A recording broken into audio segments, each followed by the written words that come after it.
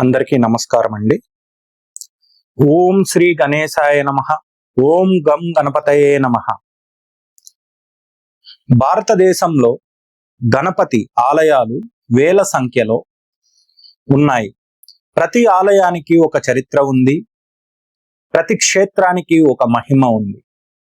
కానీ ఆంధ్రప్రదేశ్లోని చిత్తూరు జిల్లాలో ఉన్న ఒక ఆలయం మాత్రం భక్తి, చరిత్ర, సంప్రదాయం మరియు విశ్వాసం అనే 4 స్తంభాలపై నిలిచిన దివ్య క్షేత్రం. అదే శ్రీ కాణిపాక స్వయంభు వరసిద్ధి వినాయక స్వామి దేవస్థానం.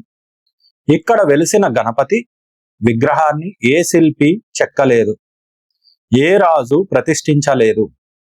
భక్తుల విశ్వాసం ప్రకారం ఆయన స్వయంగా భూమి నుంచి వెలిసిన స్వయంభు గణపతి. ఇక్కడ వచ్చే లక్షలాది మంది భక్తులు ఒకే మాట చెబుతారు: స్వామివారిని ఒకసారి దర్శిస్తే మన మనసుకు ఒక అద్భుతమైన ప్రశాంతత లభిస్తుందని.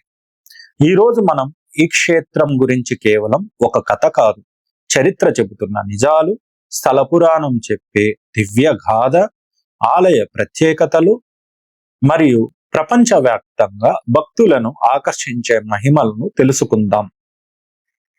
గణపతి ఎందుకు ఆదిదేవుడు? హిందూ సాంప్రదాయాల ప్రతి శుభకార్యంలో గణపతి పూజతోనే ప్రారంభమవుతుంది. ఎందుకంటే గణపతి విఘ్నాలను తొలగించే ఆదిదేవుడు. ఆయన్ను విఘ్నేశ్వరుడు, వినాయకుడు, గణనాథుడు, గజాననుడు, లంబోదరుడు, ఏకదంతుడు అనే అనేక నామాలతో భక్తులు ఆరాధిస్తారు. పురాణాల ప్రకారం పార్వతీదేవి తన శరీరంపై ఉన్న పసుపుతో ఒక బాలుణ్ణి సృష్టించింది. ఆ బాలుడే గణపతి. తర్వాత జరిగిన సంఘటనల్లో పరమశివుడు ఆయనకు గజముఖాన్ని ప్రసాదించారు. అప్పటి నుండి గణపతి జ్ఞానానికి, బుద్ధికి, విజయానికి ప్రతీకగా మారారు. అందుకే విద్యార్థి నుంచి వ్యాపారవేత్త వరకు, రాజు నుంచి సాధారణ రైతు వరకు ప్రతి ఒక్కరూ ముందుగా గణపతిని ప్రార్థిస్తారు, పనులు స్టార్ట్ చేస్తారు. ఆంధ్రప్రదేశ్ రాష్ట్రంలోని చిత్తూరు జిల్లాలో పచ్చని పొలాల మధ్య ప్రశాంతంగా ఉన్న గ్రామం కాణిపాకం. తిరుపతి నుండి సుమారు 70 కిలోమీటర్ల దూరంలో ఉన్న ఈ పవిత్ర క్షేత్రం ప్రతి సంవత్సర లక్షలాది మంది భక్తులను ఆకర్షిస్తుంది. ఇక్కడ వెలిసిన గణపతిని శ్రీ వరసిద్ధి వినాయక స్వామి అని పిలుస్తారు. వర అంటే వరం, సిద్ధి అంటే నెరవేర్చడం, అంటే భక్తుల కోరికలు నెరవేర్చే వినాయకుడు అని అర్థం. అందుకే పరీక్షలు, ఉద్యోగాలు, వివాహాలు, వ్యాపారాలు, కొత్త ఇల్లు, ఆరోగ్యం, ఏ కోరికతో వచ్చినా భక్తులు తమ ప్రార్థనను స్వామివారి పాదాల వద్ద సమర్పిస్తారు. చరిత్ర ఏమి చెబుతుంది? ఇప్పుడు ఒక ముఖ్యమైన విషయం తెలుసుకుందాం. కాణిపాకం ఆలయానికి సంబంధించిన 2 కోణాలు ఉన్నాయి. మొదటిది చరిత్ర, రెండవది స్థల పురాణం. చారిత్రక ఆధారాల ప్రకారం ఈ ఆలయం కనీసం 11వ శతాబ్దంలో చోళుల కాలంలో అభివృద్ధి చెందింది. తర్వాత విజయనగర సామ్రాజ్యపు రాజులు ఆలయాన్ని విస్తరించి గోపురాలు, మండపాలు, ప్రాకారాలు నిర్మించారు. ఇప్పటికీ ఆలయంలో కనిపించే కొన్ని శిల్పాలు, నిర్మాణ శైలి ఆ చారిత్రక వారసత్వాన్ని ప్రతిబింబిస్తాయి. అంటే ఈ క్షేత్రం కేవలం భక్తి కేంద్రం మాత్రమే కాదు, దక్షిణ భారత ఆలయ నిర్మాణ చరిత్రలో కూడా ఒక ముఖ్యమైన స్థానం కలిగి ఉన్నది. కానీ ఈ ఆలయంలో స్వామివారు ఎలా వెలిశారు? 3 రైతుల జీవితాన్ని మార్చిన అద్భుత సంఘటన ఏమిటి? ఒక బావి నుంచి ప్రపంచ ప్రసిద్ధ పుణ్యక్షేత్రం ఎలా ఏర్పడింది? ఇవి మనం ఇప్పుడు తెలుసుకుందాం. ఇప్పటి వరకు ఈ క్షేత్రం చారిత్రక ప్రాముఖ్యత గురించి తెలుసుకున్నాం. ఇప్పుడు భక్తుల హృదయాల్లో చిరస్థాయిగా నిలిచిన పురాణాన్ని తెలుసుకుందాం. ఇక్కడ ఒక విషయం స్పష్టంగా గుర్తించుకోవాలి. ఇప్పుడు చెప్పబోయే కథ కాణిపాక ఆలయ స్థల పురాణం. ఇది ఆలయ సంప్రదాయంలో తరతరాలుగా చెప్పబడుతున్న పవిత్ర గాథ. దీనిని నిర్ధారించే ప్రత్యక్ష చారిత్రక ఆధారాలు లేవు. అయినప్పటికీ కోట్లాది మంది భక్తులు ఈ కథను భక్తితో విశ్వసిస్తారు. కరువు తీర్చిన పరీక్ష. ఎన్నో శతాబ్దాల క్రితం ఈ ప్రాంతం ఒక చిన్న వ్యవసాయ గ్రామం. ప్రజలు జీవన ఆధారం వ్యవసాయమే. వర్షాలు పడితే పంటలు పండేవి కావు. వర్షాలు లేకపోతే ఆకలి. వర్షాలు పడితే పంటలు పండేవి, కష్టాలు తప్పేవి కావు. అలాంటి రోజుల్లో గ్రామం ముగ్గురు రైతులు సోదరులు జీవించేవారని స్థల పురాణం చెబుతుంది. వారి జీవితాలు కూడా సాధారణం కావు. ఒకరు మాట్లాడలేని మూగవారు, ఒకరు వినలేని చెవిటివారు, మరొకరు చూపులేని గుడ్డివారు. అయినా వారు నిరాశ పడలేదు. ఇంకొకరు తోడుగా నిలబడి పొలం దున్నేవారు, పంటలు పండించేవారు. ఒకరికొకరు తోడుగా ఉండేవారు. వారి పొలంలో ఒక చిన్న బావి ఉండేది. అదే వారి జీవనాధారం. ఆ బావి నీటితోనే పంటలు సాగేవి. ఒక సంవత్సరం తీవ్రమైన కరువు వచ్చింది. ఆకాశంలో మేఘాలు కనిపించలేదు. చెరువులు ఎండిపోయాయి. బావుల్లో నీరు తగ్గిపోయింది. చివరకు ఆ రైతుల బావిలో కూడా నీరు దాదాపు అడుగంటిపోయింది. పంటను కాపాడుకోవాలంటే ఇంకో మార్గం లేదు. బావిని మరింత లోతుగా తవ్వాలని ముగ్గురు నిర్ణయించుకున్నారు. ముగ్గురు కలిసి బావిలోకి దిగి తవ్వడం ప్రారంభించారు. కొంతసేపటి తర్వాత వారి పార ఒక గట్టి రాతిని బలంగా తాకింది. ఆ క్షణమే స్థల పురాణం ప్రకారం ఆ రాయి నుంచి రక్తం ప్రవహించడం ప్రారంభమైనది. ఆ రక్తం బావి నీటిలోనే కలిసిపోయింది. బావి నీరు ఎర్రగా మారిపోయింది. ఈ దృశ్యం చూసి ముగ్గురు రైతులు భయంతో వెనక్కి తగ్గారు. కానీ వెంటనే మరో అద్భుతం జరిగింది. మాట్లాడలేని రైతు మాట్లాడడం ప్రారంభించాడు. చెవిటి రైతు వినడం ప్రారంభించాడు. గుడ్డి రైతుకు చూపు వచ్చింది. వారు ఆనందంతో దేవుణ్ణి స్మరించారు. ఈ వార్తల క్షణాల్లోనే గ్రామమంతా వ్యాపించింది. గ్రామస్తులు పరిగెత్తుకుంటూ బావి దగ్గరకు వచ్చారు. అక్కడ వారు చూసింది సాధారణ రాయి కాదు, ఏనుగు ముఖాన్ని పోలిన దివ్య ఆకారం. గ్రామ పెద్దలు, పండితులు అది స్వయంభు గణపతి స్వరూపమని భావించారు. ఆ దివ్య స్థలంలోనే పూలు సమర్పించి దీపాలు వెలిగించి మొదటి పూజ నిర్వహించారు. అక్కడి నుంచే ఈ పవిత్ర క్షేత్రం ఆవిర్భవించిందని స్థల పురాణం చెబుతుంది. కాణిపాకం అనే పేరుకు అర్థం. స్థానిక సాంప్రదాయం ప్రకారం ఆ దివ్య సంఘటన తరువాత బావిలో నుంచి నీరు ఉప్పొంగి చుట్టుపక్కల ఉన్న సాగు భూములకు ప్రవహించిందని చెబుతారు. ఖని అంటే సాగు భూమి, పాకం అంటే ప్రవహించడం. అలా పొలాల వరకు నీరు వ్యాపించడంతో ఈ ప్రాంతాన్ని కాణిపాకం అనే పేరు వచ్చిందని స్థల పురాణం వివరిస్తుంది. ఒక చిన్న గ్రామంలోని బావిలో వెలిసిన స్వయంభు గణపతి ఎలా దక్షిణ భారతదేశంలోని అత్యంత ప్రసిద్ధ వినాయక క్షేత్రాల్లో ఒకటిగా మారాడు, ఎందుకు ఈ స్వామిని వరసిద్ధి వినాయకుడు అని పిలుస్తారు, విగ్రహం నిజంగా పెరుగుతోందా, సత్య ప్రమాణం సంప్రదాయం ఎలా ప్రారంభమైంది, అవి మనం తెలుసుకుందాం. కాలక్రమేణా కాణిపాకం స్వామివారి మహిమలు చుట్టుపక్కల ప్రాంతాలకు వ్యాపించాయి. సంతానం కోసం ప్రార్థించిన దంపతులు, విద్యలో విజయం కోరిన విద్యార్థులు, వ్యాపారాభివృద్ధి కోసం వచ్చిన వ్యాపారులు, ఆరోగ్యం కోసం ప్రార్థించిన భక్తులు తమ కోరికలు నెరవేరాయని విశ్వసిస్తూ మళ్ళీ స్వామివారిని దర్శించుకోవడానికి వచ్చేవారు. ఈ విశ్వాసం కారణంగా భక్తులు ఆయన్ను వరసిద్ధి వినాయకుడు అని పిలవడం ప్రారంభించారు. వరం అంటే అనుగ్రహం, సిద్ధి అంటే నెరవేర్చు. అంటే భక్తులు మనసారా చేసిన ప్రార్థనలు ఫలితాన్ని ప్రసాదించే విఘ్ననాయకుడు వినాయకుడు అనే అర్థం. బావిలోనే ఎందుకు దర్శనం?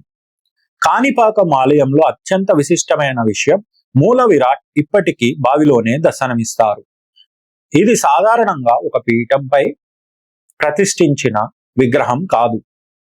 ఆలయ సంప్రదాయం ప్రకారం స్వామివారు స్వయంగా వెలిసిన చోటే ఆరాధన కొనసాగుతోంది. ఈ కారణంగా గర్భగుడిలో నీటి ఉనికి ఈ క్షేత్రానికి ప్రత్యేక గుర్తింపుగా నిలిచింది. భక్తులు ఈ పవిత్ర జలాన్ని భక్తితో స్వీకరిస్తారు. విగ్రహం నిజంగానే పెరుగుతోందా? కాణిపాకం గురించి ఎక్కువగా వినిపించే ప్రశ్న ఇదే. స్వామివారి విగ్రహం నిజంగా పెరుగుతోందా అని. దేవస్థానం సాంప్రదాయం మరియు భక్తుల విశ్వాసం ప్రకారం గతంలో స్వామివారి తయారు చేసిన వెండి కవచం ఇప్పుడు సరిపోవడం లేదని చెబుతారు. దీనిని చాలా మంది విగ్రహం క్రమంగా పెరుగుతోందనే విశ్వాసానికి నిదర్శనంగా భావిస్తారు. అయితే దీనిని శాస్త్రీయంగా నిర్ధారించిన పరిశోధన ఇప్పటి వరకు అందుబాటులో లేదు.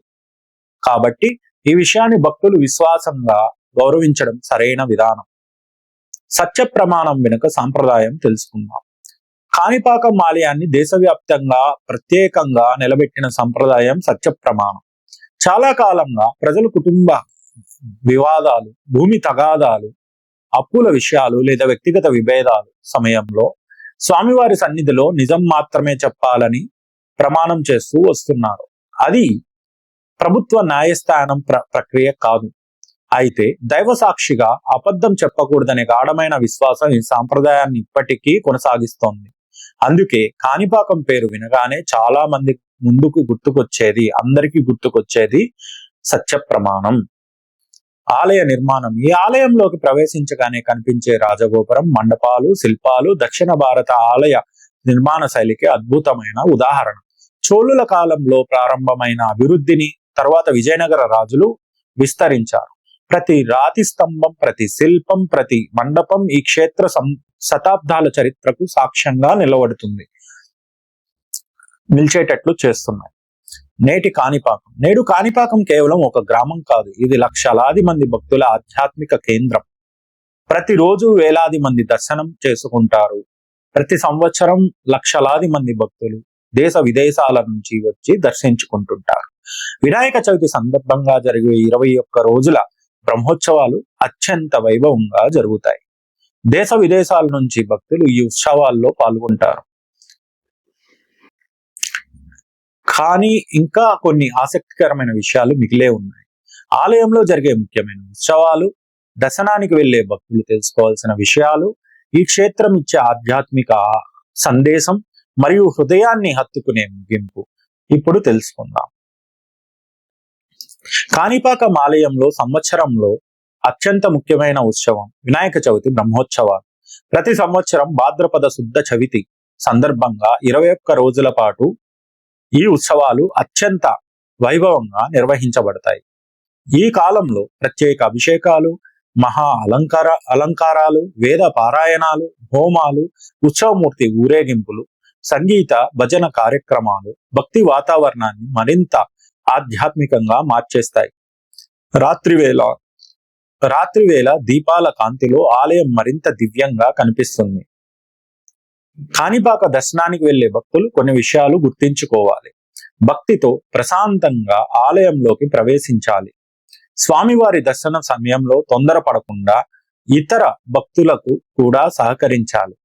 దేవస్థానం సూచించే నియమాలను పాటించడం ప్రతి భక్తుడి బాధ్యత.